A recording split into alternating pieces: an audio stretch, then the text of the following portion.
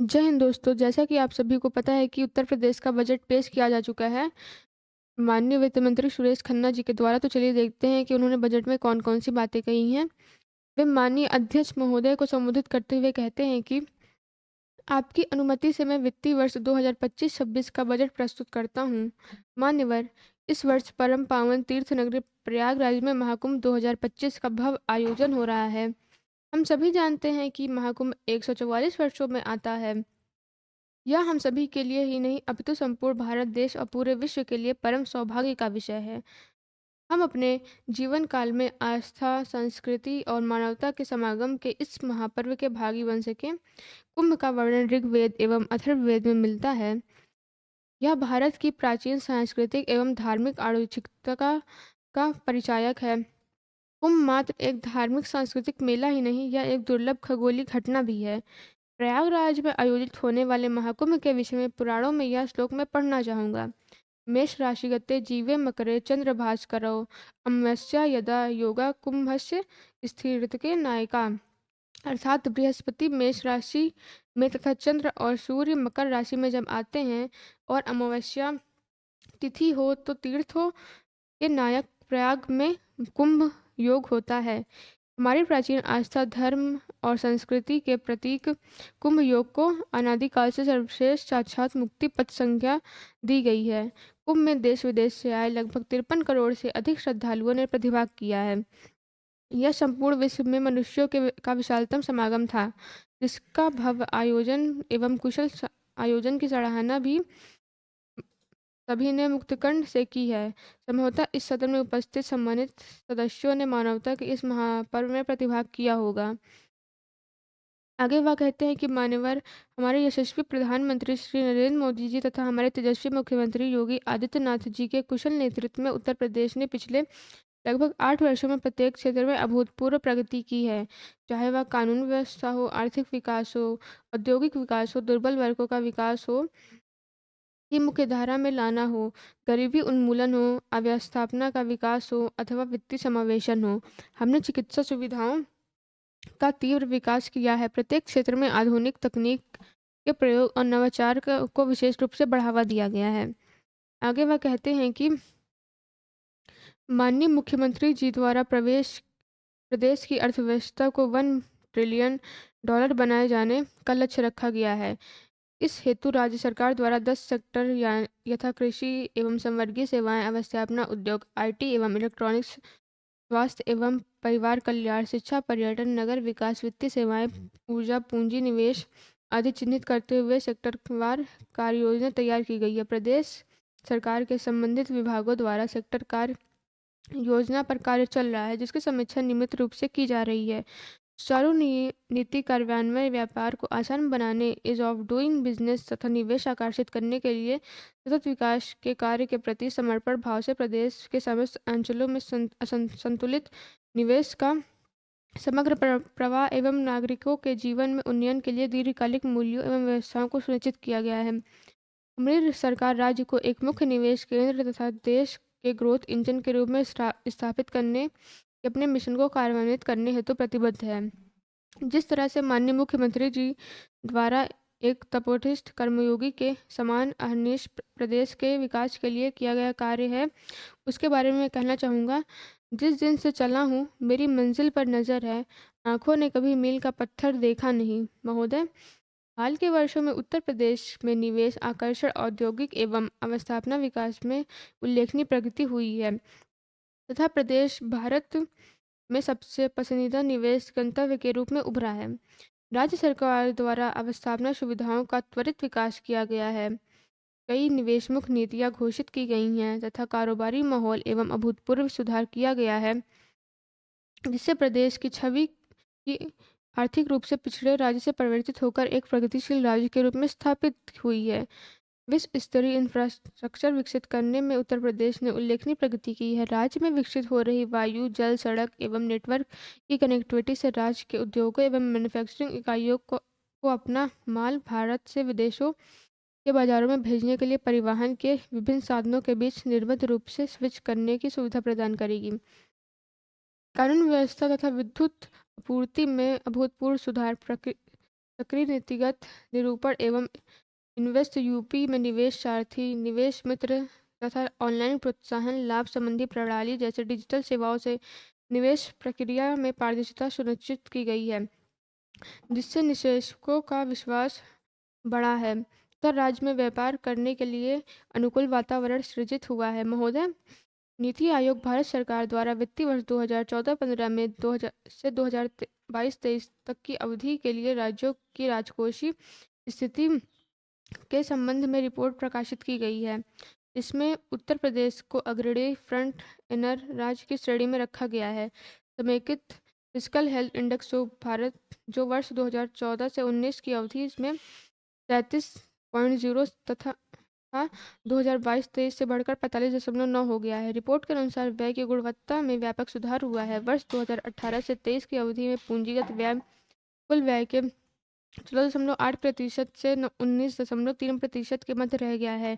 इस अवधि यह अनुपात देश के प्रमुख राज्यों के औसत अनुपात से अधिक रहा है। सामाजिक क्षेत्र में पूंजीगत व्यय से 27% तथा राजस्व व्यय में 9% वार्षिक दर की वृद्धि हुई है। इस प्रकार आर्थिक सेवाओं के अंतर्गत भी पूंजीगत व्यय में पर्याप्त वृद्धि परिलक्षित हुई है। वित्तीय वर्ष 2018-19 में स्वास्थ्य एवं परिवार कल्याण पर व्यय कुल का 4.9% था, जो 2022-23 में बढ़कर 6.5 हो गया है, जो देश के प्रमुख राज्यों में सर्वाधिक है। प्रदेश का राजकोषीय घाटा निर्धारित सीमा के अधीन रहा है। राजस्व बचत तथा प्राथमिक बचत के कारण सकल घरेलू उत्पाद के प्रतिशत के रूप में ऋणग्रस्तता में कमी दर्ज की गई है। मान्यवर, भारतीय रिजर्व बैंक द्वारा राज्यों के बजट के संबंध में वित्तीय वर्ष 2024-25 में प्रकाशित अध्ययन रिपोर्ट के कुछ बिंदु मैं इस सम्मति सदन के समक्ष प्रस्तुत करना चाहूँगा। देश के सभी राज्यों की स्वयं से कर की प्राप्तियों में उत्तर प्रदेश का अंश वर्ष 2022-23, 23-24 एवं 24-25 में क्रमशः 9.9%, 10.5% एवं 11.6% रहा, जो महाराष्ट्र के उपरांत देश में सर्वाधिक है। उक्त वर्षों में सभी राज्यों के राजस्व प्राप्तियों की सापेक्ष ब्याज पर व्यय क्रमशः 12.6, 12.3 एवं 12.1% रहा, जबकि उत्तर प्रदेश में यह प्रतिशत 10.3, 9.4 एवं 8.9 रहा। सकल घरेलू उत्पाद के प्रतिशत के रूप में सभी राज्यों की स्वयं के से कर की प्राप्ति का औसत उक्त वर्षों से क्रमशः 6.5, 7.0 तथा 7.2% रहा, जबकि उत्तर प्रदेश में यह अनुपात 7.6, 9.8 तथा 10% रहा।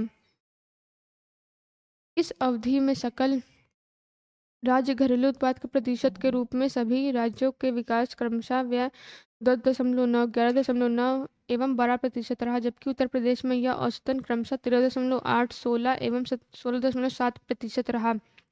समस्त राज्यों द्वारा कुल व्यय के प्रतिशत के रूप में चिकित्सा, स्वास्थ्य एवं परिवार कल्याण पर किए गए व्यय के औसत की तुलना में वित्तीय वर्ष 2018-19 तथा 2021-22 के अलावा वर्ष 2017-18 से 2024-25 तक उत्तर प्रदेश द्वारा किया गया व्यय लगातार अधिक रहा। वर्ष 2017-18 के सभी राज्यों के औसत अनुपात 5% के सापेक्ष उत्तर प्रदेश का अनुपात 5.3 तथा 2024-25 में 5.6% के सापेक्ष 5.9% रहा। प्रदेश की ऋणग्रस्तता, जो वर्ष 2016-17 की समाप्ति पर जीएसडीपी का 36.7% घटकर वर्ष 2022-23 के वास्तविक आंकड़ों में 30.44% रही। उपरोक्त सभी आंकड़ों जो भारतीय रिजर्व बैंक द्वारा देश के सभी राज्यों के बजट का अध्ययन कर प्रकाशित किए गए हैं, से स्पष्ट है कि उत्तर प्रदेश सरकार द्वारा न केवल अपने आंतरिक संसाधनों की अभिवृद्धि पर जोर दिया गया, अपितु विकास व्यय एवं स्वास्थ्य सेवाओं पर व्यय बढ़ाया गया और ऋणग्रस्तता में कमी लाई गई। हमारी सरकार में कुशल वित्तीय प्रबंधन का परिचायक है। महोदय, वर्ष 2017-18 में जब प्रदेश वासियों की सेवा का अवसर हमें प्राप्त हुआ तो देश की अर्थव्यवस्था पूरी तरह बदहाल थी तथा जीएसडीपी मात्र लगभग 12.79 लाख करोड़ रुपए के स्तर पर था। हमारी सरकार के कार्यकाल में हमने प्रदेश की अवस्था को दोगुना कर दिया। वर्ष 2024-25 में प्रदेश की जीएसडीपी 27.51 लाख करोड़ रहने का अनुमान है। मैं यह भी बताना चाहूँगा कि देश में विकास दर में वृद्धि करने वाले राज्यों में अब अग्रणी स्थान पर खड़े हैं। वर्ष 2023-24 में भारत देश की जीडीपी की वृद्धि दर 9.6% थी, जबकि हमारे प्रदेश की वृद्धि 11.6% रही है। वित्तीय वर्ष 2016-17 में प्रदेश के प्रति व्यक्ति आय मात्र 52,671 रुपये थी। मात्र 3 वर्षों की अवधि में यह प्रति व्यक्ति आय 2019-20 में बढ़कर 65,660 रुपये के स्तर पर पहुंच गई थी। इसके उपरांत कोविड महामारी में विभीषिका के कारण पूरे विश्व की अर्थव्यवस्था को झटका लगा। इसके बाद मात्र 3 वर्ष में 14.9% अप्रत्याशित वार्षिक वृद्धि दर प्राप्त करते हुए हम प्रति व्यक्ति आय को वर्ष 2023-24 में 93,514 रुपये के स्तर पर ले आए हैं। मान्यवर वित्तीय वर्ष 2025-26 के बजट में सम्मिलित प्रमुख योजनाओं का ब्यौरा प्रस्तुत करने के पूर्व मैं बजट के संक्षिप्त रूपरेखा को इस सदन के समक्ष रखना चाहूँगा। प्रस्तुत बजट का आकार 8,08,736 करोड़ 6 लाख रुपए है, जो वर्ष 2024-25 के बजट से 9.8% अधिक है। बजट में पूंजीगत व्यय परिपक्व कुल बजट का लगभग 20.5% है। पूंजीगत परिव्यय के अंतर्गत अवसंरचना, निर्माण, विस्तार, निवेश संबंधी व्यय आते हैं। उद्योग आवागमन, उत्पादों के बाजार तक पहुंचाना तथा प्रदेश के में पूंजी निवेश को आकर्षित करने से महत्वपूर्ण गतिविधियों में पूंजीगत व्यय की भूमिका अत्यंत महत्वपूर्ण होती है। इस बजट में अवस्थापना विकास हेतु 22%, शिक्षा हेतु 13%, कृषि एवं संबद्ध सेवाओं हेतु 11%, चिकित्सा एवं स्वास्थ्य के क्षेत्र में 6%, सामाजिक सुरक्षा कार्यक्रमों हेतु 4% एवं संसाधन आवंटित किए गए हैं। हमने बजट में शोध एवं विकास तथा सूचना प्रौद्योगिकी पर भी ध्यान दिया है। विधानसभा को आधुनिक आईटी सिस्टम्स में लैस करने के लिए बजट में विशेष रूप से व्यवस्था प्रस्तावित की गई है।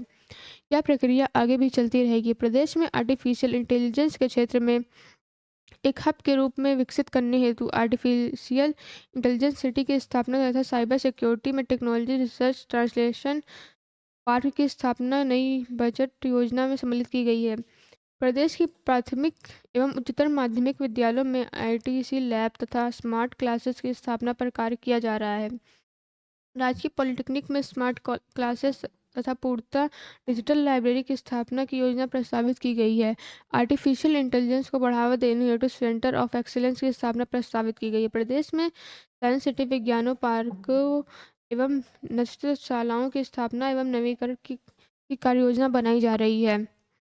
नगर निगमों के अलावा प्रदेश में जनपद मुख्यालय के 58 नगर निकायों को आदर्श स्मार्ट नगर निकाय के रूप में विकसित किए जाने हेतु विभिन्न योजनाओं में कंजर्वेशन के माध्यम से कार्य कराया जाएगा। इस हेतु प्रति नगर निकाय के लिए 2.5 करोड़ रुपए, इस प्रकार कुल 145 करोड़ रुपए की व्यवस्था प्रस्तावित है।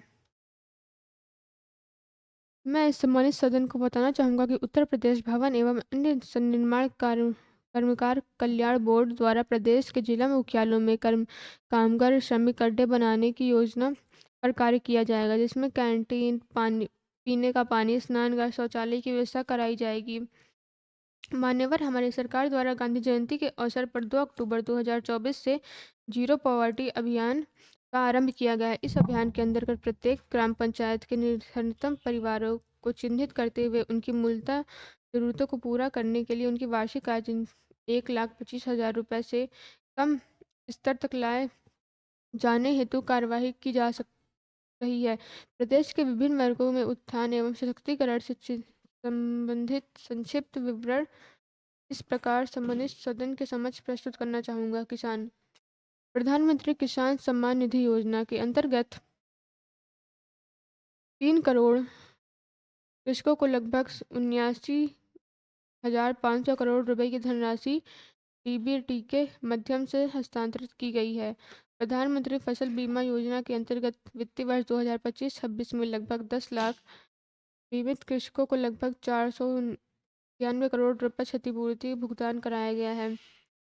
पीएम कुसुम योजना के अंतर्गत वर्ष 2024 में कृषकों के क्षेत्रों में पर विभिन्न क्षमता में कुल 22,079 सोलर पंपों की स्थापना कराई गई है। कृषकों को दुर्घटनावश मृत्यु दिव्यांगता की स्थिति में मुख्यमंत्री कृषक कल्याण योजना दिनांक 14 सितंबर 2019 से लागू की गई है। कृषक को गन्ना मूल्य भुगतान से सुनिश्चित कराने हेतु वर्ष 2017 में एस्क्रो अकाउंट मैकेनिज्म प्रारंभ किया गया, जिसके फलस्वरूप चीनी मिलों में गन्ना मूल्य मद की धनराशि के बढ़ते पर पूर्ण अंकुश लगा है। वर्तमान सरकार द्वारा वर्ष 2017 से अब लगभग 46 लाख गन्ना किसानों को लगभग 2,73,000 करोड़ रुपए का रिकॉर्ड गन्ना मूल्य भुगतान कराया गया है। यह गन्ना मूल्य भुगतान इसके पूर्व के 22 वर्षों में सम्मिलित गन्ना मूल्यों से 59,143 करोड़ रुपए अधिक है। औसत गन्ना उत्पादकता 72 टन प्रति हेक्टेयर से बढ़कर 85 टन प्रति हेक्टेयर बढ़ जाने से किसानों की आय में औसतन 370 रुपये प्रति कुंतल की दर से 43,364 रुपये प्रति हेक्टेयर की वृद्धि हुई है। इसके लिए स्रोत संसाधनों के वैज्ञानिक क्षेत्र में तथा हमारे परिश्रमी किसान भाई बधाई के पात्र हैं। महिला एवं बाल विकास उत्तर प्रदेश राज्य ग्रामीण आजीविका मिशन के अंतर्गत क्षेत्रों में 96 लाख से अधिक परिवारों की महिलाओं को आच्छादित किया गया है। ग्राम स्तर पर डिजिटल लेन देन को प्रोत्साहित करने हेतु बीसी सखी योजना के अंतर्गत 39,556 बीसी सखी द्वारा कार्य करते हुए 31,103 करोड़ रुपए से अधिक का वित्तीय लेन देन किया गया है। वह 84,38 करोड़ रुपए का लाभांश अर्जित किया गया है। लखपति महिला योजना के अंतर्गत 31 लाख से अधिक दीदियों का चिन्हांकन किया गया है तथा 2 लाख से अधिक महिलाएं लखपति की श्रेणी में आ चुकी हैं। प्रधानमंत्री उज्ज्वला योजना के तहत अब तक लगभग 1.86 करोड़ लाभार्थियों को गैस कनेक्शन वितरित किए जा चुके हैं। उज्ज्वला योजना के लाभार्थियों को 2 निःशुल्क सिलेंडर वितरित किए जा रहे हैं। उत्तर प्रदेश में महिला स्वामित्व वाले प्रोड्यूसर कंपनियों के गठन हेतु महिला सामर्थ्य योजना संचालित है। बालिका शिक्षा को बढ़ावा देने हेतु से शिक्षा की व्यवस्था के साथ साथ बालिका छात्रावास का निर्माण, बालिकाओं का सशक्तिकरण, मीना मंच, आत्मरक्षा प्रशिक्षण एवं संवेदीकरण आदि गतिविधियों का क्रियान्वयन किया जा रहा है। उच्च शिक्षा प्राप्त कर रही मेधावी को पात्रता के आधार पर स्कूटी प्रदान किए जाने की योजना लाई गई है। युवा स्वामी विवेकानंद युवा सशक्तिकरण योजना के अंतर्गत 49,86 लाख स्मार्टफोन टैबलेट वितरित किए जा चुके हैं। वित्तीय वर्ष 2025-26 में इस योजना के तहत टैबलेट उपलब्ध कराए जाएंगे। प्रतियोगी छात्रों को अपने घर के समीप ही कोचिंग की सुविधा उपलब्ध कराने के उद्देश्य से राज्य सरकार द्वारा प्रदेश के सभी जनपदों में मुख्यमंत्री अभ्युदय योजना का संचालन किया जा रहा है। प्रधानमंत्री शिक्षुता प्रोत्साहन योजना के अंतर्गत सत्र 2024-25 में 54,833 अभ्यर्थियों को शिक्षुता प्रशिक्षण हेतु योजित किया गया। प्रदेश के प्रशिक्षित एवं प्रशिक्षित युवाओं को स्वरोजगार से जोड़कर नए सूक्ष्म उद्योगों की स्थापना हेतु वित्तीय संसाधन उपलब्ध कराए जाने के उद्देश्य से वित्तीय वर्ष 2024-25 में मुख्यमंत्री युवा उद्यमी विकास अभियान योजना प्रारंभ की गई। यह अपने की तरह पहली योजना है जिसमें सूक्ष्म उद्यम स्थापित करने हेतु युवाओं को गारंटी मुक्त एवं ब्याज मुक्त ऋण उपलब्ध कराया जा रहा है। इस योजना के अंतर्गत प्रति वर्ष 1 लाख नए सूक्ष्म उद्योगों की स्थापना किए जाने का लक्ष्य है। इनोवेशन दिवस के अवसर पर यूपी स्टार्टअप संवाद एवं एक्सपो का आयोजन किया गया, जिसमें प्रथम 3 स्टार्टअप्स को क्रमशः 1,75,000 एवं 50,000 का पुरस्कार तथा शेष को 5 को 25-25 हजार रुपये का पुरस्कार प्रदान किया गया। प्रदेश में युवाओं के नवाचार को जोड़ने के लिए इनोवेशन फंड की स्थापना पर कार्य किया जा रहा है, जिससे प्रदेश में स्टार्टअप इकोनॉमिक्स इकोसिस्टम विकसित हो सकेगा। पीआरडी स्वयं सेवकों के मानदेय में वृद्धि प्रस्तावित है तथा स्वयं सेवकों को लगभग 20 लाख अतिरिक्त रोजगार दिवस उपलब्ध कराए जाने की व्यवस्था की जा रही है। ग्राम पंचायत स्तर पर गठित लगभग 80,000 युवक एवं महिला मंगल दलों को प्रोत्साहन स्वरूप खेल सामग्री उपलब्ध कराई जा रही है। रोजगार मनरेगा योजना अंतर्गत विगत वित्तीय वर्ष 2024-25 में 26 करोड़ मानव दिवस लक्ष्य के सापेक्ष दिनांक 8 जनवरी 2025 तक 27.40 करोड़ रुपए मानव दिवस का सृजन किया गया है तथा 3,13,076 परिवारों को 100 दिन का रोजगार प्रदान किया गया है। मानव दिवस सृजन एवं वित्तीय प्रगति में उत्तर प्रदेश का देश में प्रथम स्थान रहा है। मनरेगा योजना के अंतर्गत वित्तीय वर्ष 2024-25 में महिलाओं की सहभागिता 42% थी। उत्तर प्रदेश कौशल विकास मिशन के अंतर्गत 6 वर्षों में 15.25 लाख युवाओं को निःशुल्क योजना पूरक प्रशिक्षण प्रदान कर 5.7 लाख युवाओं को रोजगार स्वरोजगार से जोड़कर सेवायोजित किया गया। अपेंडिक्स योजना के अंतर्गत अब 2,54,335 युवाओं को उद्योगों व एमएसएमई में योजित किया गया। एक जनपद एक उत्पाद वित्त पोषण योजना के अंतर्गत वर्ष 2024-25 में 17 दिसंबर 2024 तक 1,838 लाभार्थियों को लाभान्वित कराते हुए लगभग 10,560 लाख रुपए की मार्जिन मनी वितरित की गई तथा 34,500 रोजगार का सृजन हुआ। निवेश मित्र के माध्यम से वित्तीय वर्ष 2024-25 के माह नवंबर 2024 तक कुल 6,62,672 उद्यम पंजीकृत हुए, जिसमें 59,64,48 रोजगारों का सृजन हुआ। वर्ष 2017 से सितंबर 2024 तक आरक्षी एवं समकक्ष उप निरीक्षक एवं समकक्ष तथा लिपिक संवर्ग आदि के विभिन्न पदों पर कुल 1,56,206 भर्तियां की गई। वर्तमान में अपराकृत श्रेणी के विभिन्न पदों पर सीधी भर्ती के 92,919 पदों पर भर्ती हेतु कार्यवाही प्रचलित है।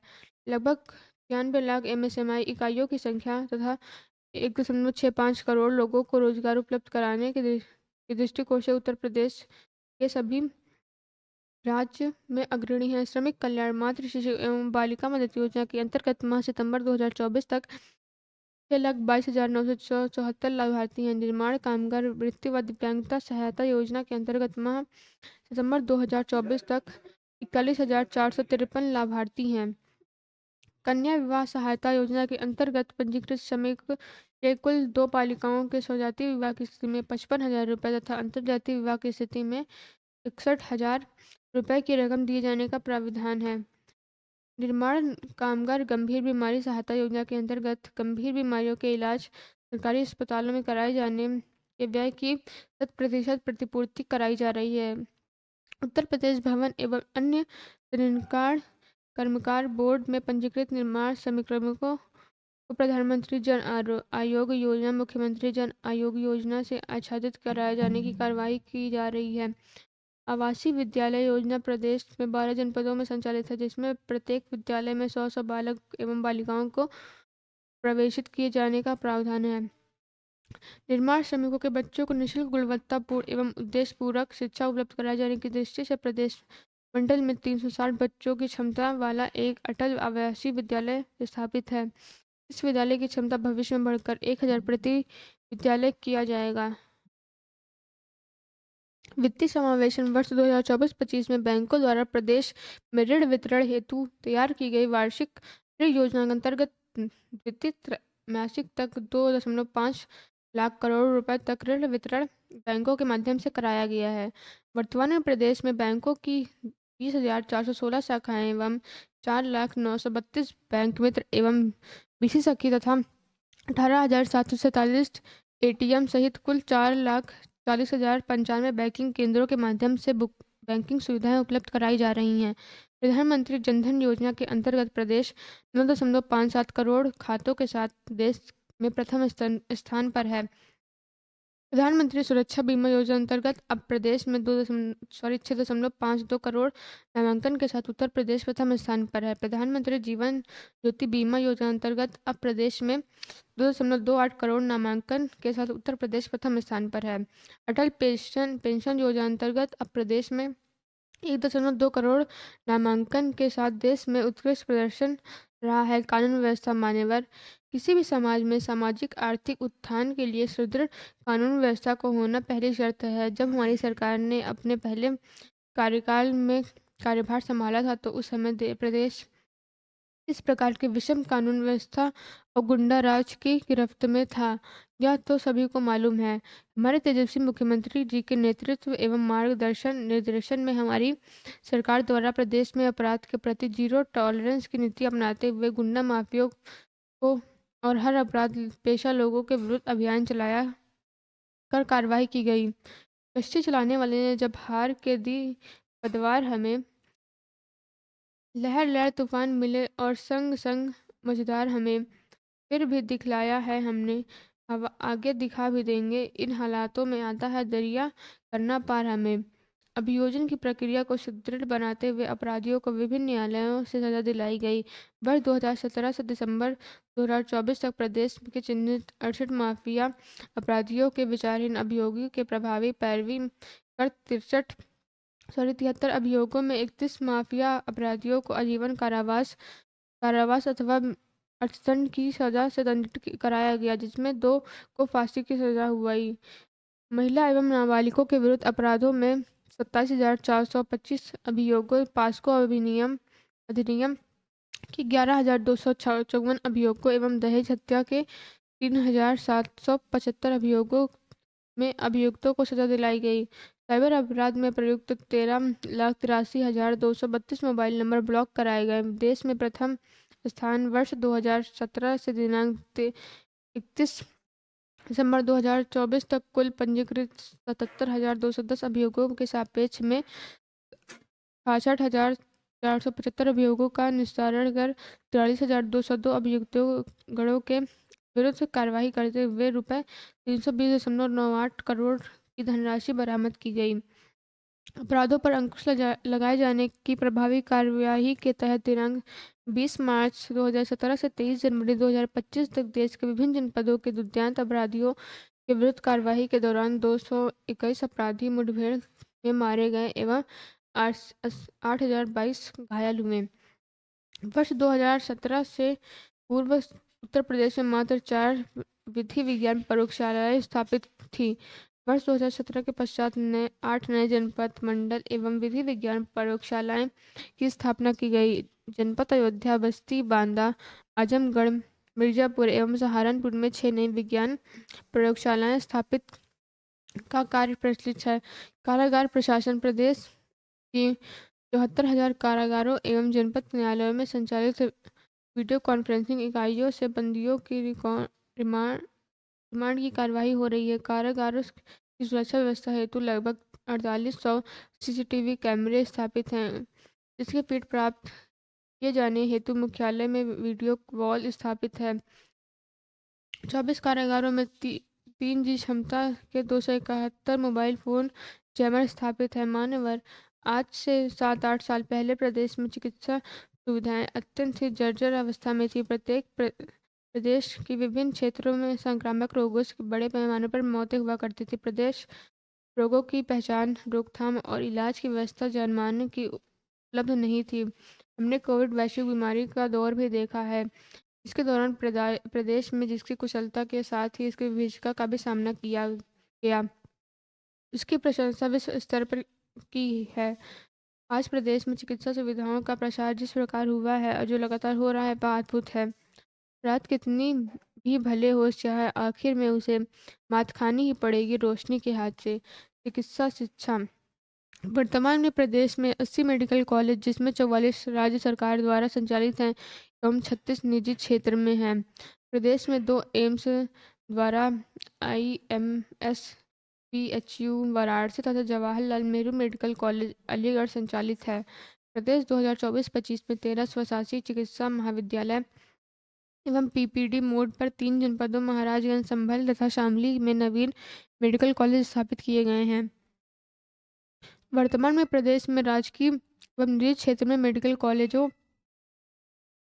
चिकित्सा संस्थानों, विश्वविद्यालय एवं MBBS की 11,800 सीटें तथा PG की 3,971 सीटें उपलब्ध हैं। केंद्र सरकार द्वारा वर्ष 2025-26 में UG PG हेतु कुल 10,000 सीटें जोड़े जाने की घोषणा की गई है, जिसमें से 1,500 सीटें उत्तर प्रदेश को प्राप्त होंगी। इस हेतु लगभग 2,066 करोड़ रुपए की व्यवस्था प्रस्तावित है।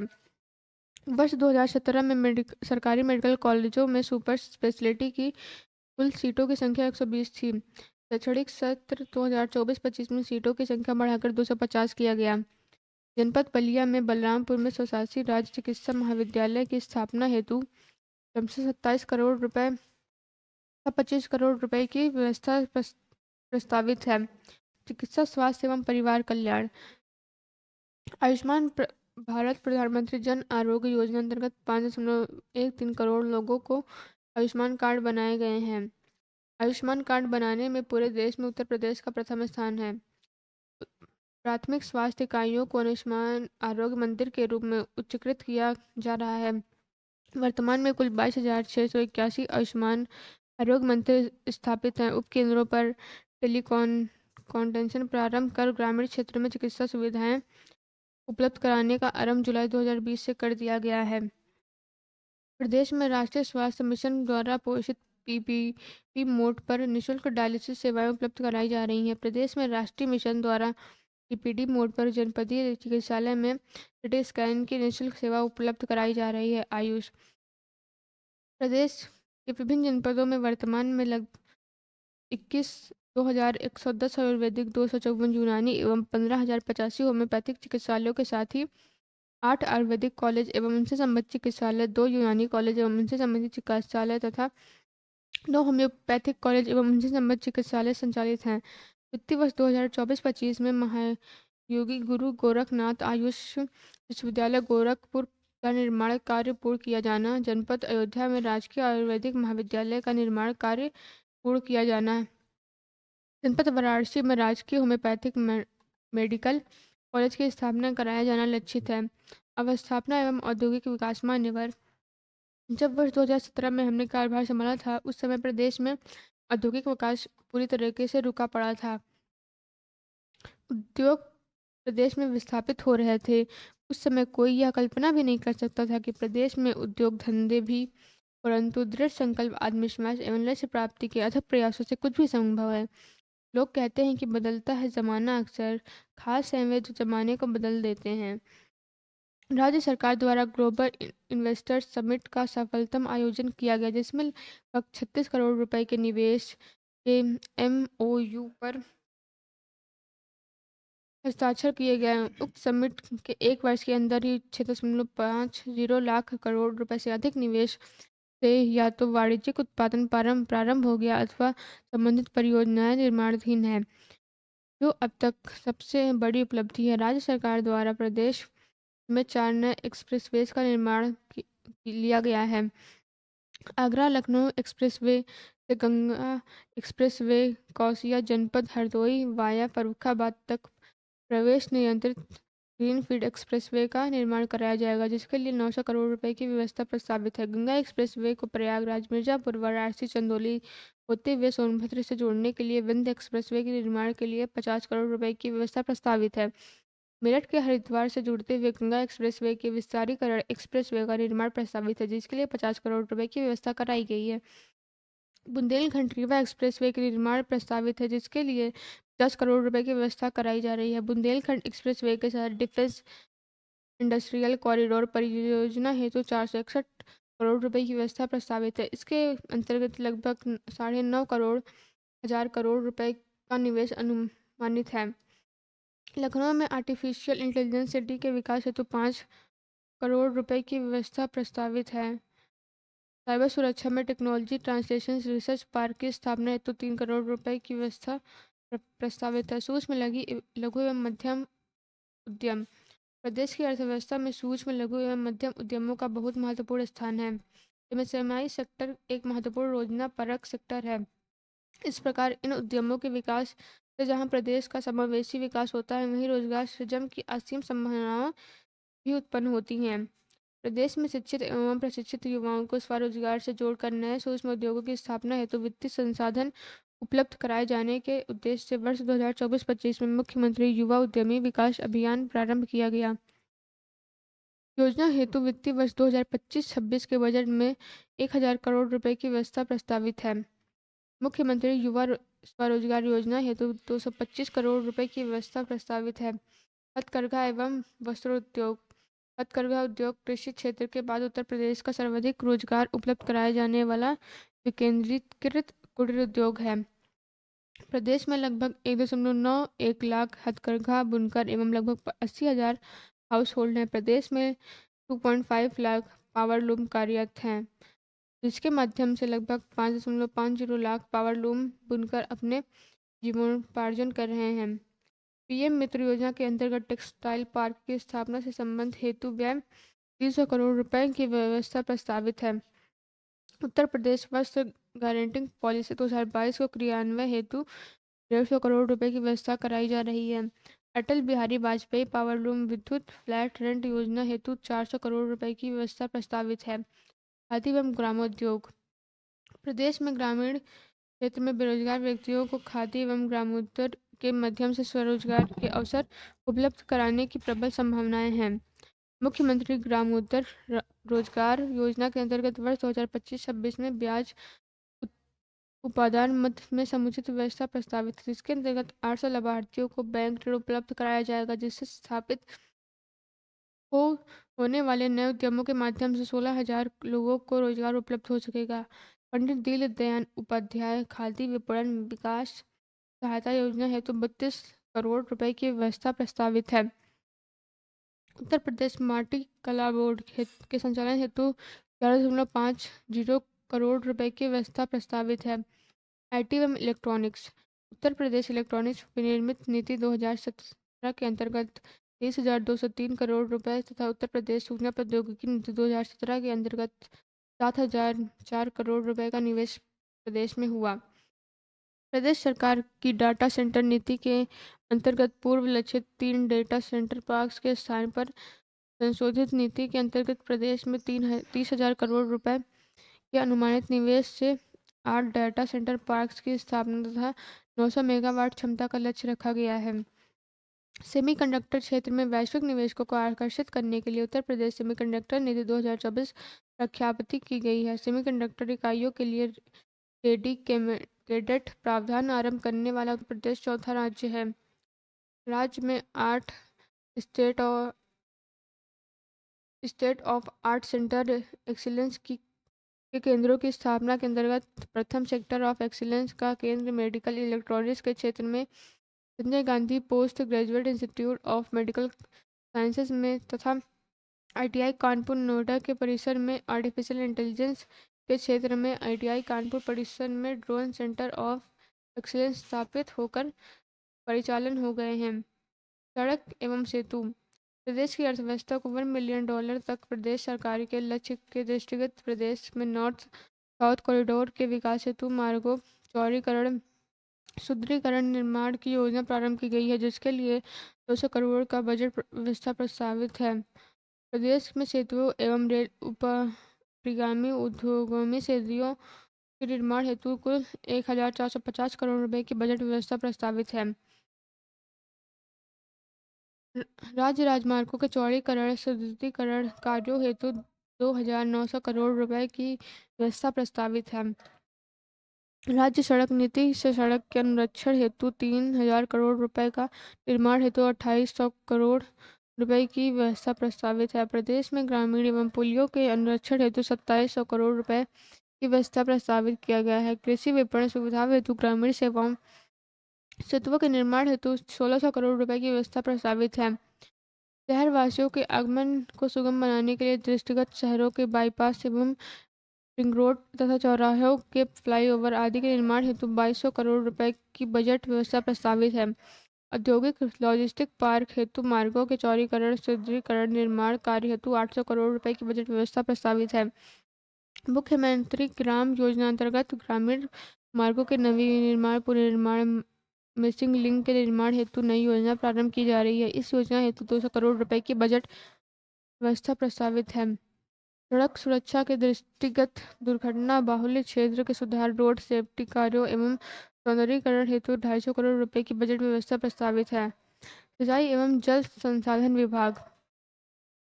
मध्य गंगा नहर परियोजना स्टेज 2 कन्हट सिंचाई परियोजना महाराजगंज में रोहिन नदी बैराज के पूर्ण होने पर 4.74 लाख हेक्टेयर क्षेत्र में सिंचन क्षमता सृजित होगी, जिससे 6.77 लाख कृषक लाभान्वित होंगे। विभिन्न जनपद में 6,600 राजकीय नलकूपों के आधुनिकीकरण, 2,100 नवीन राजकीय नलकूपों के निर्माण तथा डार्क जोन में स्थित 569 असफल राजकीय नलकूपों के पुनर्निर्माण का कार्य प्रगति पर है। इन कार्यों से लगभग 2.38 लाख हेक्टेयर सिंचन क्षमता की पुनर्व्यवस्थापना होगी तथा लगभग 2.12 लाख कृषक परिवार लाभान्वित होंगे। नहरों एवं सरकारी नलकूपों में किसानों को मुफ्त पानी की सुविधा हेतु 1,300 करोड़ रुपए की बजट व्यवस्था प्रस्तावित है। प्रदेश में 1,750 असफल नलकूपों के पुनर्निर्माण हेतु 200 करोड़ रुपए की व्यवस्था प्रस्तावित है। डार्क जोन के असफल 569 नलकूपों के लिए लगभग 9 करोड़ रुपए की व्यवस्था की गई है। उत्तर प्रदेश द्वारा 1551 बाढ़ परियोजनाएं पूर्ण की गई, जिससे 32 लाख 87 लाख हेक्टेयर क्षेत्र सुरक्षित है तथा करोड़ों की आबादी लाभान्वित हुई है। नमामि गंगे एवं ग्रामीण जलपूर्ति। प्रदेश में जल मिशन के अंतर्गत प्रदेश के समस्त 2.67 करोड़ ग्रामीण परिवारों को क्रियाशील गृह नल संयोजन प्रदान कर शुद्ध जल एवं सतत पेयजल उपलब्ध कराने का लक्ष्य रखा गया है। उक्त लक्ष्य के सापेक्ष 2.34 करोड़ घरों में क्रियाशील गृह नल संयोजन कराया जा चुका है। पीने का पानी घर में उपलब्ध होने का महत्व वही समझता है जिसके पास यह सुविधा नहीं है और उसके घर की महिलाओं बच्चों को पानी पीने के लिए दूर दराज से पानी भरकर लाने के लिए रोज घर से निकलना पड़ता है हो। घरों में नल से पानी उपलब्ध होने से इन परिवारों में बहुत राहत मिली है। कोई ना हो उदास तो समझो बसंत है, हर घर में हो उल्लास तो समझो बसंत है। जो कंठ तरसते हैं रहे हैं पानी को हमेशा बुझ जाए उनकी प्यास तो समझो बसंत है। गंगा को प्रदूषण से मुक्त बनाए रखने एवं उसमें दूषित जल का उत्प्रवाह रोकने के लिए सीवरेज संबंधी कुल 67 परियोजनाएं स्वीकृत हुई हैं, जिनकी कुल स्वीकृत लागत 14,823 करोड़ रुपए है। वर्तमान तक 39 परियोजनाएं पूर्ण कर संचालित की जा रही हैं तथा शेष परियोजनाएं निर्माणाधीन हैं। जल जीवन मिशन के अंतर्गत ग्रामीण पेयजल योजनाओं के लिए सामुदायिक अंशदान हेतु 4500 करोड़ रुपए तथा जल जीवन मिशन योजना के अंतर्गत अनुरक्षण एवं संचालन हेतु करोड़ रुपए की व्यवस्था प्रस्तावित है। मुख्यमंत्री लघु सिंचाई योजना के अंतर्गत 1100 करोड़ रुपए की व्यवस्था प्रस्तावित है। ऊर्जा वर्ष 2017 के पहले प्रदेश में बिजली आपूर्ति की व्यवस्था पूरी तरह चरमराई हुई थी। न क्षेत्रों को पढ़ाई के लिए बिजली मिलती थी, न किसानों को सिंचाई के लिए। अस्पतालों और औद्योगिक इकाइयों को बिजली नहीं मिलती थी। गर्मियों में पूरे प्रदेश की जनता बदहाल रहती थी। में शहर अंधेरे में डूबे रहते थे। आज की स्थिति पूरी तरह बदल चुकी है। लोगों के घरों में रोशनी है। गर्मियों में निर्बाध बिजली की आपूर्ति सुनिश्चित की गई है। किसानों की सिंचाई के लिए बिजली उपलब्ध है। हमारी सरकार ने इस भावना के साथ कार्य किया है। अजमाते जिंदगी की कसम है हमें, जर्रे जर्रे पर महफिल सजा देंगे हम, तेरे दीवारों दर जगमगा देंगे हम। वर्ष 2024-25 के माह दिसंबर तक औसत आपूर्ति ग्रामीण क्षेत्र में 20 घंटे 35 मिनट, तहसील मुख्यालय में 22 घंटे 36 मिनट तथा जनपद मुख्यालय में 24 घंटे रही। प्रदेश में दिनांक 1 अप्रैल 2022 से 1 दिसंबर 31 2024 तक कुल 1,87,873 निर्जित नलकूप संयोजन निर्गत कराए गए हैं। कृषि फीडरों के पृथक्करण की योजना के अंतर्गत 4,680 फीडर्स के लक्ष्य के सापेक्ष 3,817 कृषि फीडर्स का निर्माण कराया जा चुका है।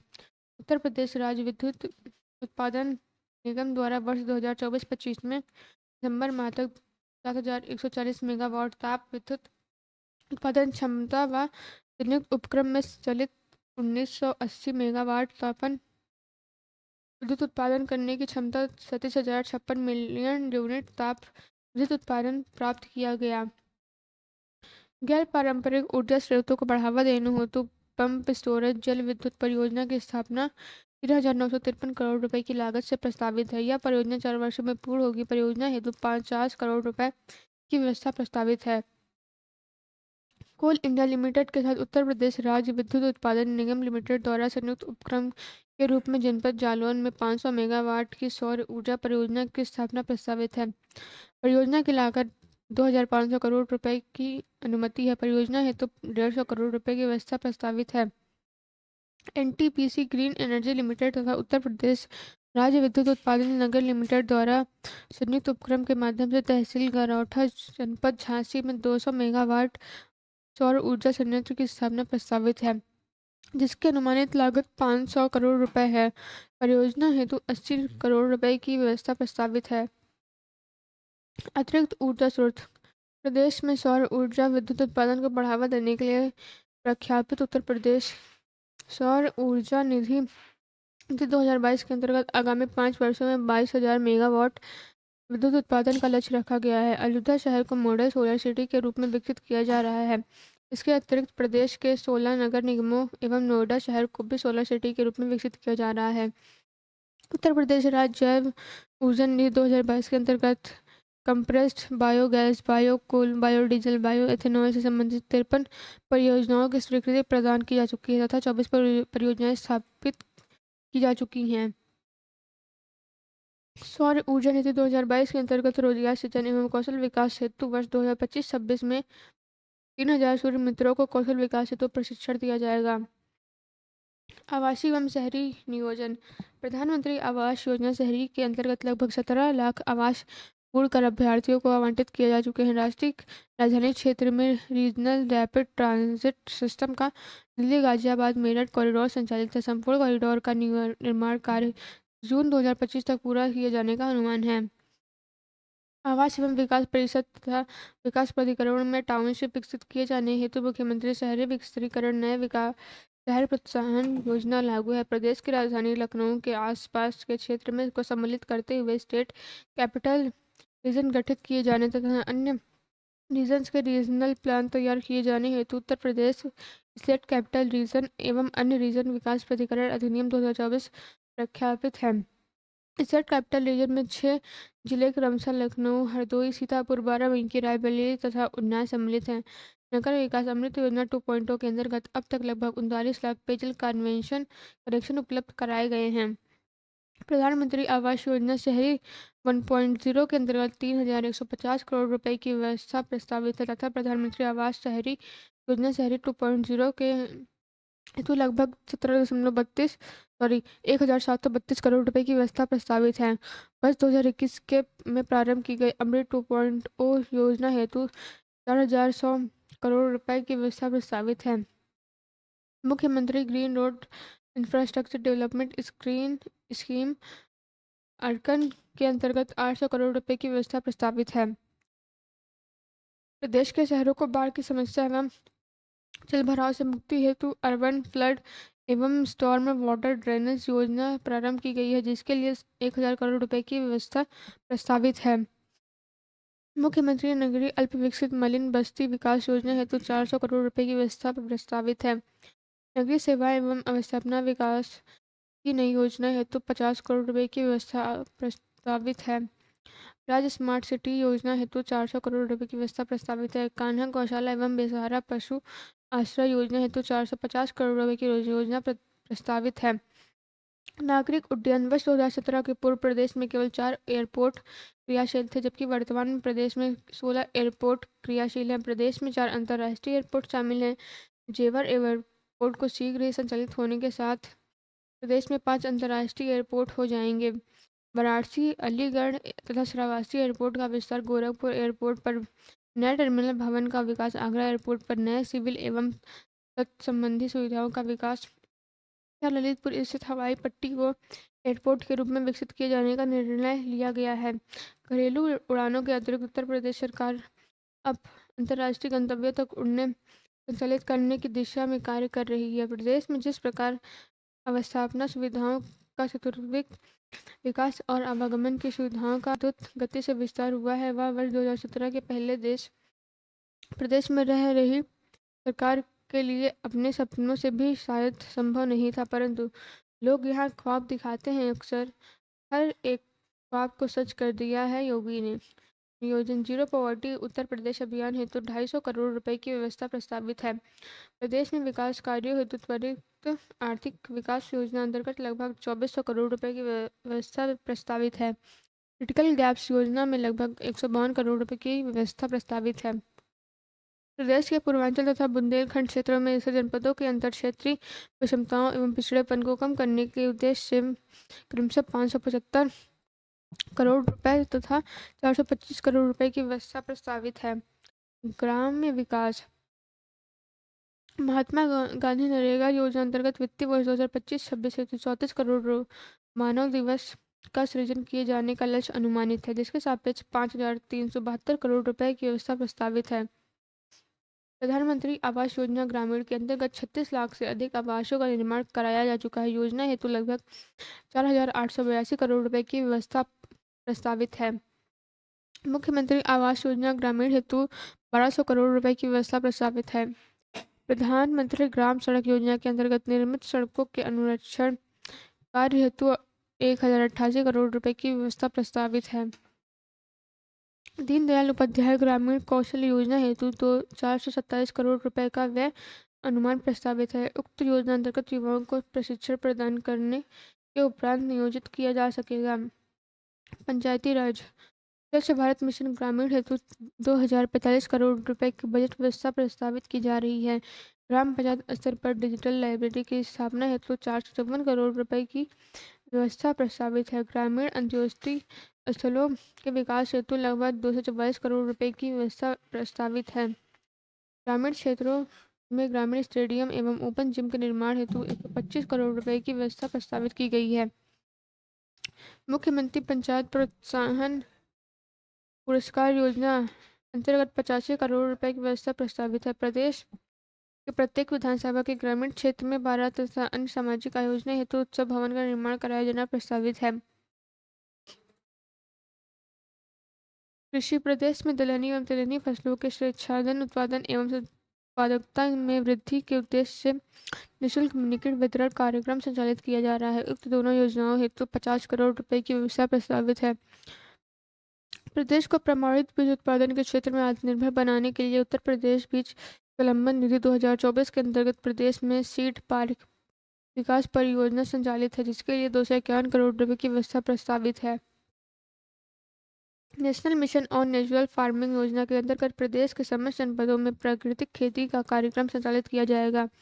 इसके लिए 124 करोड़ रुपए की व्यवस्था प्रस्तावित है। पीएम कुसुम योजना के अंतर्गत कृषकों के प्रक्षेपों पर सोलर पंपों की स्थापना कराई जा रही है, जिसके लिए 509 करोड़ रुपए की व्यवस्था प्रस्तावित है। कृषि क्षेत्र की क्षमता एवं कौशल विकास तथा उत्पादन वृद्धि की योजना के लिए 200 करोड़ रुपए एवं विश्व बैंक सहायता यूपी ग्रेस परियोजना के लिए 200 करोड़ रुपए की व्यवस्था प्रस्तावित है। कृषि शिक्षा एवं अनुसंधान कृषि शिक्षा शोध एवं प्रसार कार्यों में गतिशीलता बनाए रखने के लिए प्रभावी परिणाम कृषकों को उपलब्ध कराने के उद्देश्य से प्रदेश में 5 कृषि एवं प्रौद्योगिक विश्वविद्यालय स्थापित हैं।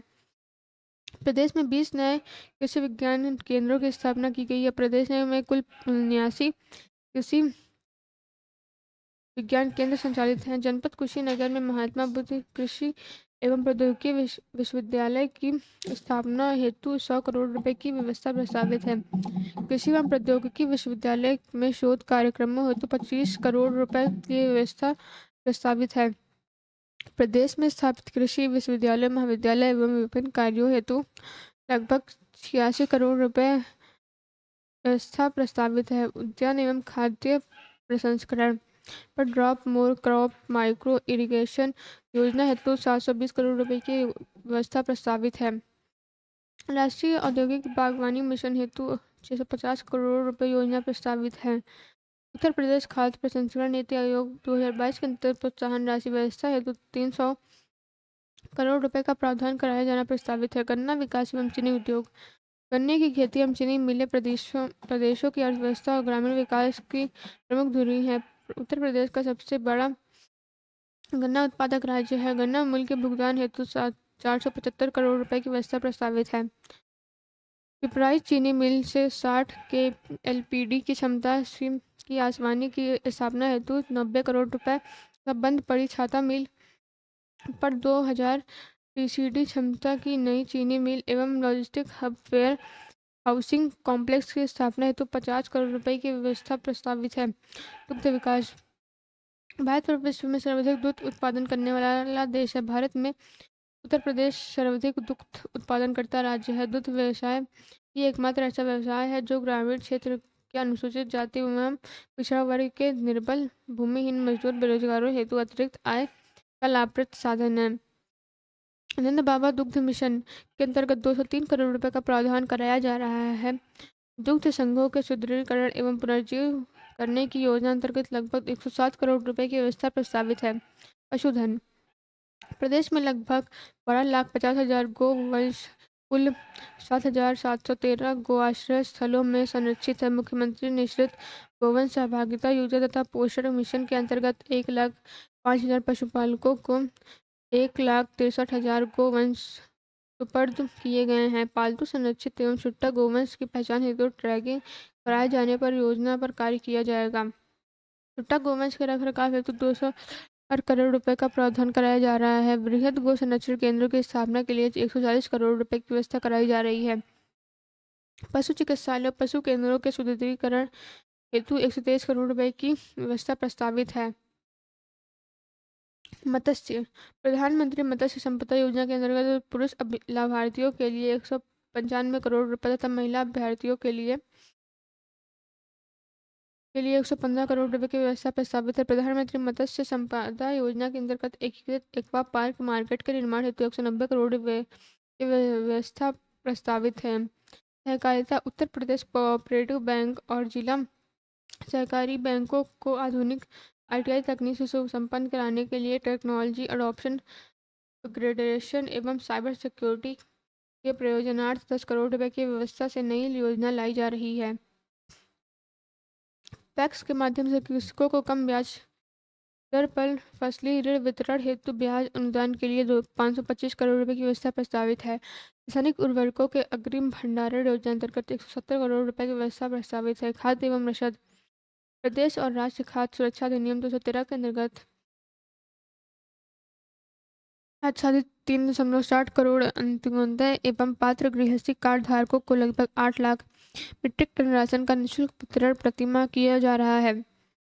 वित्तीय वर्ष 2023-24 में कुल 92.30 लाख मीट्रिक टन निःशुल्क खाद्यान्न वितरण कराया गया है। भारत सरकार द्वारा 1 जनवरी 2024 से 5 वर्ष तक के लिए गए निःशुल्क खाद्यान्न वितरण कराए जाने के निर्माण के क्रम में प्रदेश में निःशुल्क खाद्यान्न वितरण कराया जा रहा है। प्रदेश में राष्ट्रीय खाद्य सुरक्षा अधिनियम 2013 के अंतर्गत त्रैमासिक आधार पर अंत्योदय लाभार्थियों को 1 किलोग्राम प्रति परिवार प्रति कार्ड प्रति माह की दर से त्रैमास लगभग 12,283 मीट्रिक टन चीनी का आवंटन किया जा रहा है। अन्नपूर्णा भवनों के निर्माण हेतु 200 करोड़ रुपए की व्यवस्था प्रस्तावित है। बेसिक शिक्षा बालिकाओं की शिक्षा को बढ़ावा के उद्देश्य से 780 कस्तूरबा गांधी बालिका विद्यालयों का उच्चीकरण कक्षा 12 तक करते हुए कमजोर वर्ग की बालिकाओं को कक्षा 12 तक की निःशुल्क आवासीय शिक्षा व्यवस्था उपलब्ध कराने की कार्यवाही प्राथमिकता के आधार पर की जा रही है।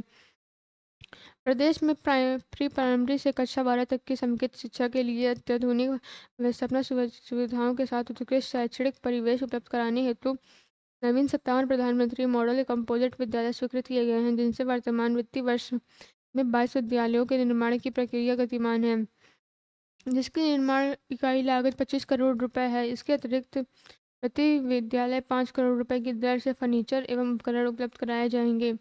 बेसिक शिक्षा परिषद द्वारा संचालित प्राथमिक एवं उच्च प्राथमिक विद्यालयों में अवस्थापना सुविधाओं के विकास के लिए 2,000 करोड़ के रुपए की व्यवस्था प्रस्तावित है। पीएम श्री योजना के अंतर्गत चयनित विद्यालयों के बजट बच्चों को स्मार्ट शिक्षा से जोड़ने हेतु 580 करोड़ रुपए की व्यवस्था प्रस्तावित है। समग्र शिक्षा योजना के अंतर्गत समस्त प्राथमिक विद्यालयों को राजनीति से स्मार्ट स्कूल के रूप में विकसित किए जाने हेतु 300 करोड़ रुपए की व्यवस्था प्रस्तावित है। प्राथमिक विद्यालयों के छात्र छात्राओं को स्कूल बैग हेतु 350 करोड़ रुपए, निःशुल्क यूनिफॉर्म हेतु 168 करोड़ रुपए तथा परिषदीय विद्यालयों एवं सहायता प्राप्त अशासकीय उच्च प्राथमिक विद्यालयों के छात्रों के परीक्षा शुल्क की परिपूर्ति हेतु लगभग 38 करोड़ रुपए की व्यवस्था रखी गई है। माध्यमिक शिक्षा समग्र शिक्षा अभियान के अंतर्गत विभिन्न कार्यक्रमों के संचालन हेतु 666 करोड़ रुपए की व्यवस्था प्रस्तावित है। राजकीय उच्चतर माध्यमिक विद्यालयों के भवन निर्माण विस्तार विद्युतीकरण एवं भूमि भवन क्रय हेतु 479 करोड़ रुपए की व्यवस्था प्रस्तावित है। सहायता प्राप्त अशासकीय माध्यमिक विद्यालयों की अवस्थापना सुविधाओं के अंतर्गत पूंजी पर परिसंपत्तियों के सृजन हेतु 150 करोड़ रुपए की व्यवस्था प्रस्तावित है।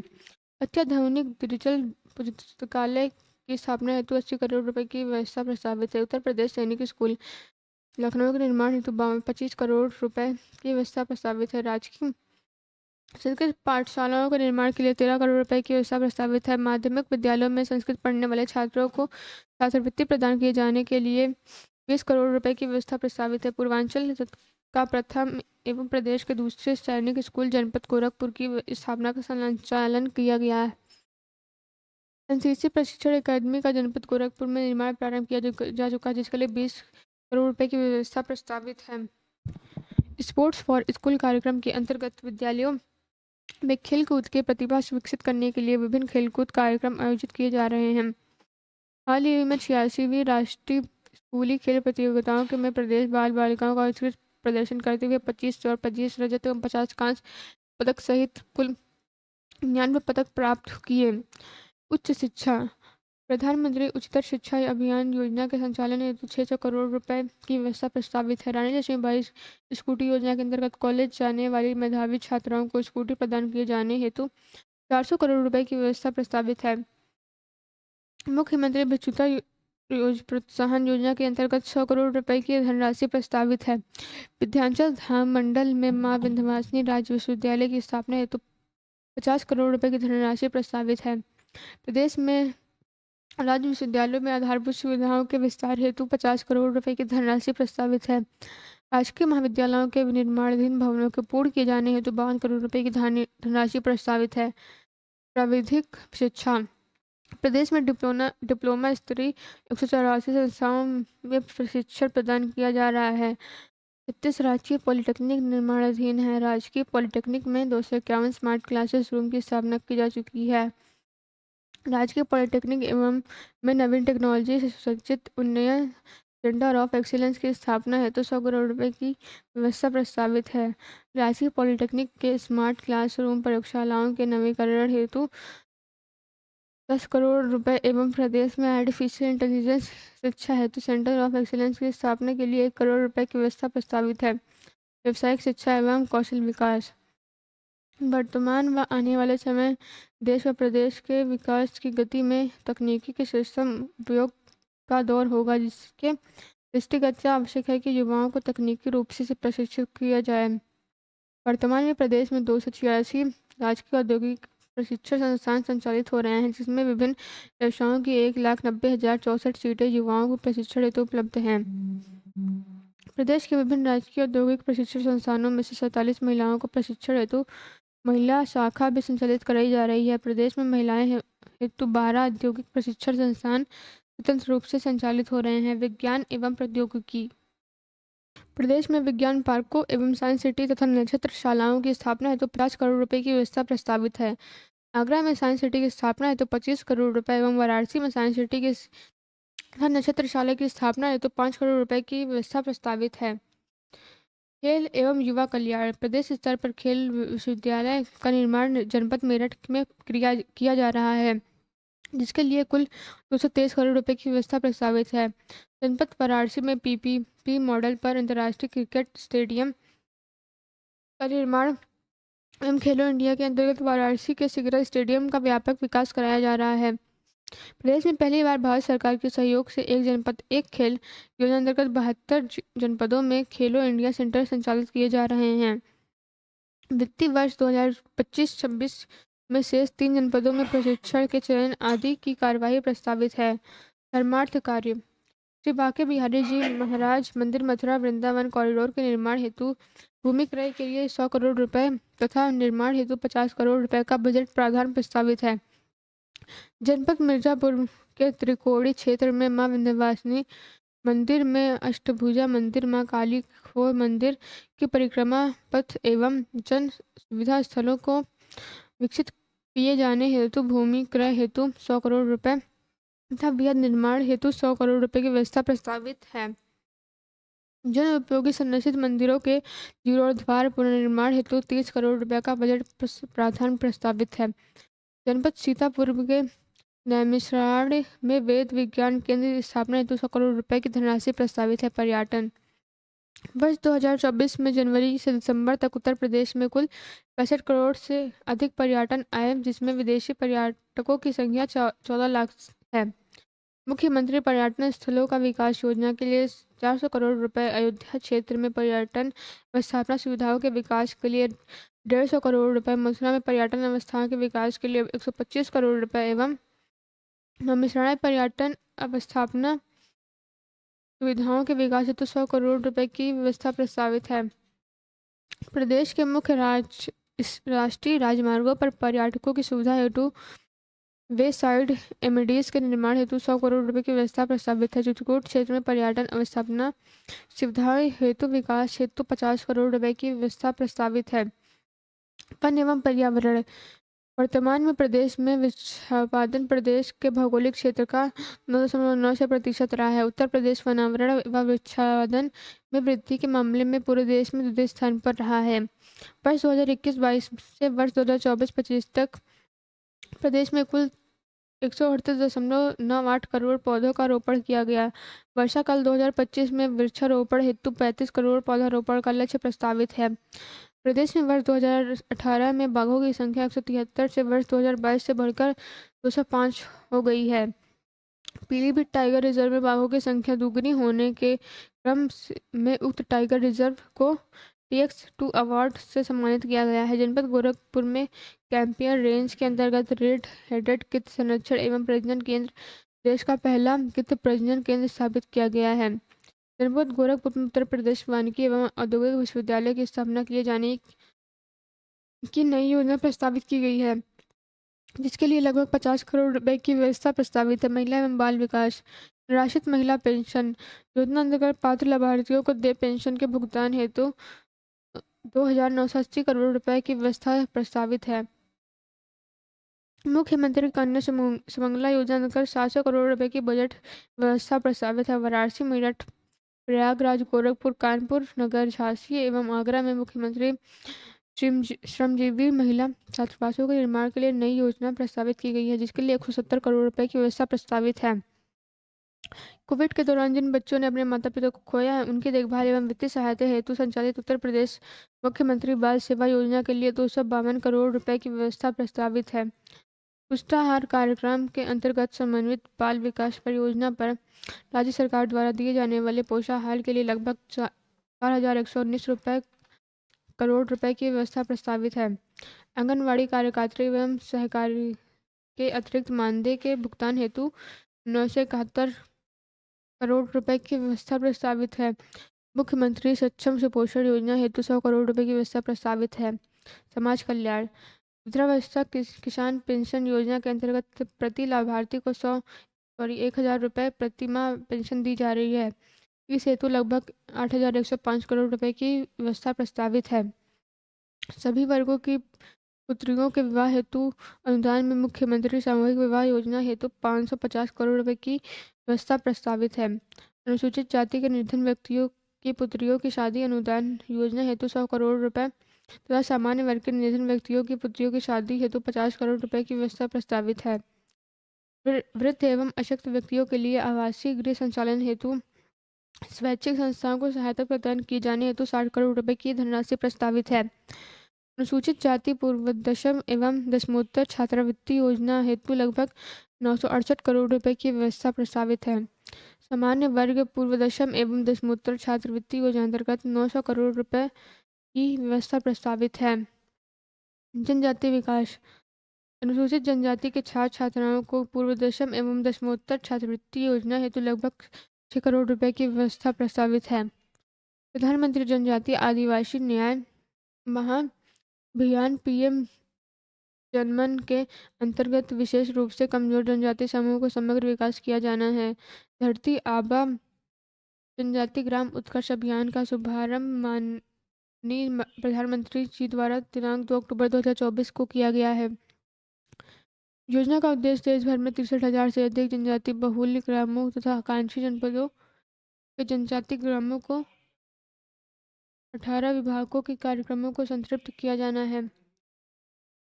पिछड़ा वर्ग कल्याण, पिछड़ा वर्ग पूर्व दशम एवं दशमोत्तर छात्रवृत्ति योजना हेतु 2,825 करोड़ रुपए की व्यवस्था प्रस्तावित है।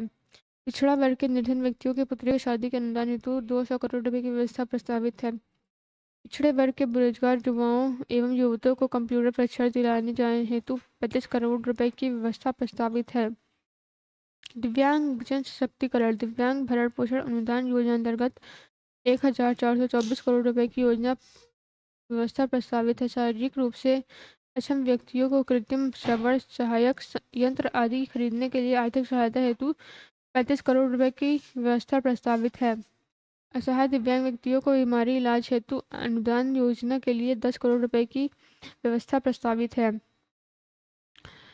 3 से 7 वर्ष के श्रवण बाधित, मानसिक संबंधित तथा दृष्टि बाधित दिव्यांग बच्चों की फ्री स्कूल रेडीनेस हेतु 18 मंडलीय जनपदों में 55 डे केयर सेंटर्स का संचालन किया जा रहा है।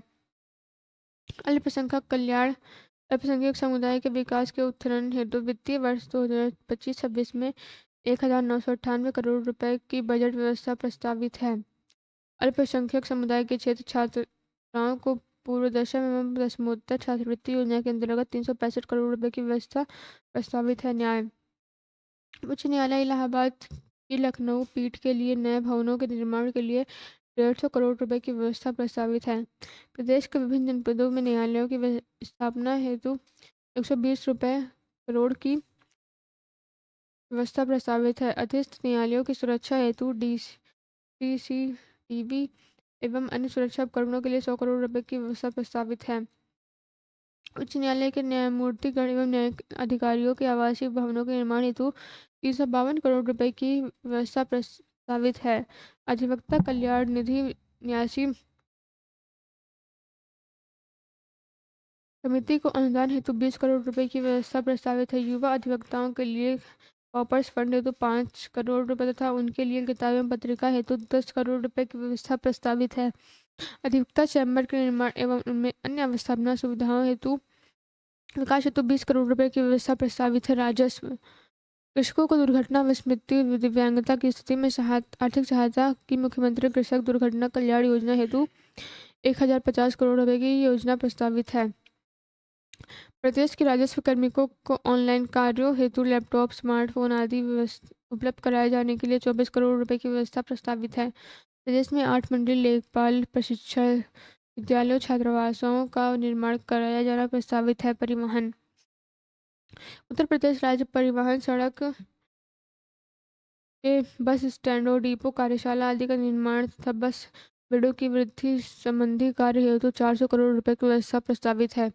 मुख्यमंत्री ग्राम जोड़ो योजना के मध्यम श्रेणी में की इलेक्ट्रॉनिक बसों के क्रय हेतु 100 करोड़ रुपए तथा चार्जिंग स्टेशनों की स्थापना हेतु 50 करोड़ रुपए की व्यवस्था प्रस्तावित है। मान्यवर, राजकोषीय सेवाएं, राज्य वस्तु एवं सेवा कर तथा कुल मूल्य संवर्धित कर, राज्य वस्तु एवं सेवा कर तथा मूल्य संवर्धित कर से राजस्व संग्रह का लक्ष्य 1,30,400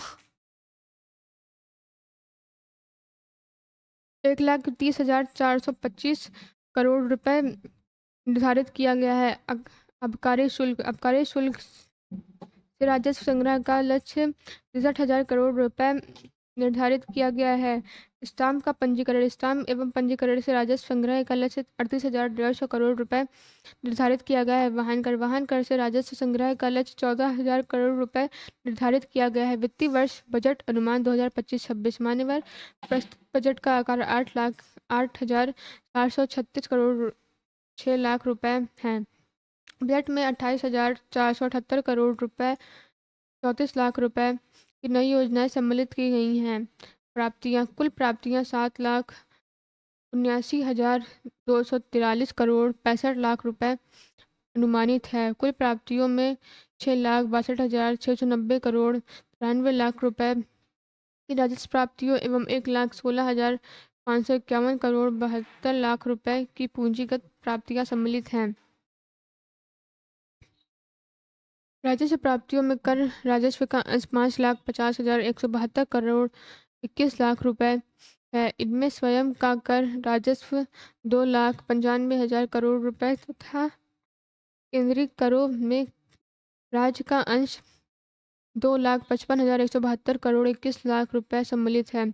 व्यय, कुल व्यय 8,08,736 करोड़ 6 लाख रुपए अनुमानित है। कुल व्यय में 83,174 करोड़ 57 लाख रुपए राजस्व लेखे का व्यय है तथा 2,25,561 करोड़ 49 लाख रुपए पूंजी लेखा का व्यय है। समेकित निधि के प्राप्तियों से कुल वह घटाने के पश्चात 29,493 करोड़ 41 लाख रुपए का घाटा अनुमानित है। लोक लेखा से 9,500 करोड़ रुपए की शुद्ध प्राप्तियां अनुमानित है। समस्त लेन देन का शुद्ध परिणाम 19,993 करोड़ 41 लाख रुपए ऋणात्मक अनुमानित है। अंतिम शेष प्रारंभिक शेष 20,240 करोड़ 81 लाख रुपए को हिसाब में लेते हुए अंतिम शेष 247 करोड़ 40 लाख रुपए अनुमानित है। राजस्व बचत 79,516 करोड़ 36 लाख रुपए अनुमानित है। राजकोषीय घाटा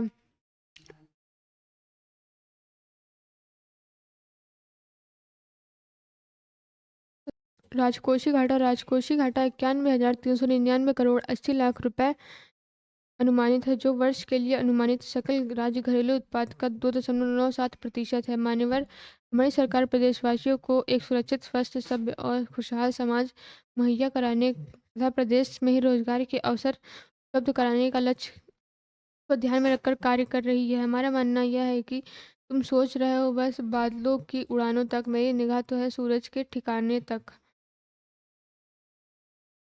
मान्यवर मैं प्रधानमंत्री श्री और माननीय मुख्यमंत्री जी, केंद्रीय मंत्रिपरिषद के माननीय सदस्यों और प्रदेश के मंत्रिपरिषद के अपने सभी माननीय सदस्यों का अत्यंत आभारी हूँ, जिनके सहयोग एवं परामर्श से मैं बजट प्रस्तुत करने में सक्षम हो सका हूँ। मैं अपर मुख्य सचिव वित्त और वित्त विभाग के अधिकारियों एवं कर्मचारियों, प्रधान महालेखाकार उत्तर प्रदेश तथा राष्ट्रीय सूचना विज्ञान केंद्र के अधिकारियों एवं प्रदेश सरकार के सभी विभागों के अधिकारियों एवं कर्मचारियों के प्रति अपना आभार प्रकट करता हूँ, जिन्होंने इस बजट को तैयार करने में बहुमूल्य सहयोग प्रदान किया। इन्हीं शब्दों के साथ मान्यवर मैं वित्तीय वर्ष 2025-26 का बजट इस सदन में उपस्थित सभी सम्मानित जनप्रतिनिधियों के माध्यम से प्रदेश की जनता को समर्पित करता हूँ। वंदे मातरम।